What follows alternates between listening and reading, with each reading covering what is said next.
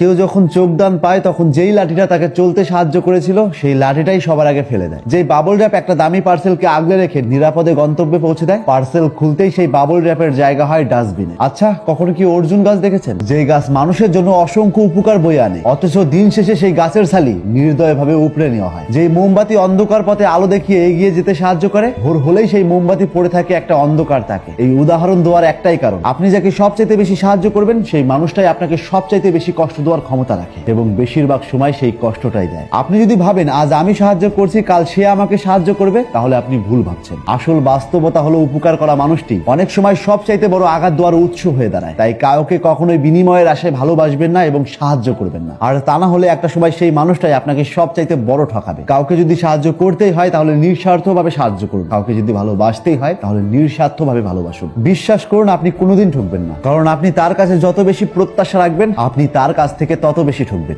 বাংলার নবাব সিরাজউদ্দৌলার সবচাইতে কাছের বন্ধু ছিল মীর জাফর, কিন্তু ইতিহাস সাক্ষী দিন শেষে সেই মীর জাফরই সেই সিরাজউদ্দৌলার পতনের কারণ। বিশ্বাস করুন, বিশ্বাসঘাতকতা কখনো দূর থেকে আসে না, তা আসে সবচাইতে কাছের মানুষের হাত ধরে। আসলে জীবনের এক অদ্ভুত ট্র্যাজেডি হলো আমরা যাদের ছাদ হয়ে আগলে রাখি, রোদের তীব্রতা বাড়লে তারাই আমাদের ছায়াটাকে সবার আগে অস্বীকার করে। নদী পার হওয়ার জন্য যে নৌকায় আপনি ভরসা করেন, ওপারে পৌঁছানোর পর সেই নৌকায় আপনার কাছে বোঝা হয়ে যায়। মানুষ যখন গন্তব্যে পৌঁছে যায় তখন পথে ধুলোমাখা জুতো যেমন ঝেড়ে ফেলে দেয়, তেমনি আপনার অবদানও তার কাছে পূর্ণ অভ্যেসে পরিণত হয়। যেই কলম দিয়ে ইতিহাসের সেরা গল্প লেখা হয় সেই কলমের কোনো ইতিহাস থাকে না, পড়ে থাকে কোনো এক অন্ধকার ডয়ারে। ঠিক তেমনি আপনার উপকারের প্রয়োজন শেষ হলেই আপনিও তার কাছে হয়ে যান এক মূল্যহীন পরিচিত মুখ। তাই কাউকে কখনো নিজের আকাশটাই উজাড় করে দেবেন না, কারণ মেঘ কেটে গেলে সূর্যের খোঁজে মানুষ আকাশটাকেই ভুলে যায়। বিশ্বাস করুন, মানুষের কৃতজ্ঞতাবোধ ভীষণ ক্ষণস্থায়ী, অথচ তাদের অবহেলা চিরস্থায়ী ক্ষতর মতোই গভীর। কাউকে যদি ভালোবাসতেই হয় বা সাহায্য করতেই হয়, তা নিজের আত্মার শান্তির জন্য করুন, তার কাছ থেকে কোনো কিছু পাওয়ার জন্য নয়। বিনিময়ে সম্মান, কৃতজ্ঞতা বা বিশ্বস্ততা প্রত্যাশা করবেন না, কারণ পৃথিবী আজ এমন একটা জায়গায় দাঁড়িয়ে আছে যেখানে যার জন্য আপনি জীবন বাজি রাখবেন, সুযোগ পেলে সেই মানুষটাই আপনার সর্বনাশের কাগজে সবার আগে সিগনেচার করবে। মনে রাখবেন, মীর জাফরের মতো মানুষেরা ইতিহাসে একবার আসেনি, ওরকম হাজার হাজার মীর জাফর আমাদের চারপাশ দিয়ে সবসময় ঘুরে বেড়ায়। তাই নিজেকে সবার মধ্যে বিলিয়ে দেওয়ার আগে নিজের জন্য কিছু করো,